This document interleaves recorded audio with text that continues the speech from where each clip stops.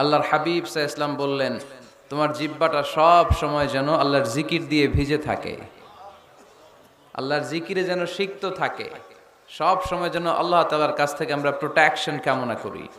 আল্লাহর হাবিব সাল্লাল্লাহু আলাইহি ওয়াসাল্লাম সব সময় হোল দ্য ডে লং, সারাটা দিন আল্লাহর তাসবিহ পড়তেন, জিকির করতেন, প্রতিদিন 100 বারেরও বেশি ইস্তেগফার পড়তেন।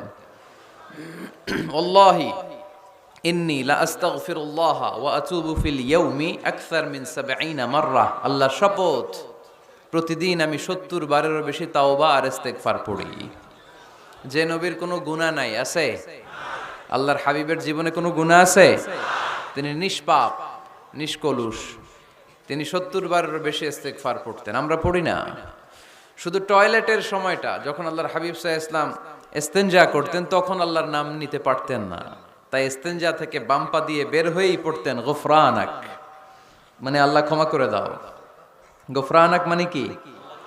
আল্লাহ ক্ষমা করে দাও। এই যে এতটুকু সময় তোমার তাসবিহ পড়তে পারলাম না, আল্লাহ তুমি আমার উপর রেগে যেও না, তুমি আমারে ক্ষমা করে দাও। এজন্য আমরা যেন সবসময় বেশি বেশি ইস্তেগফার করি।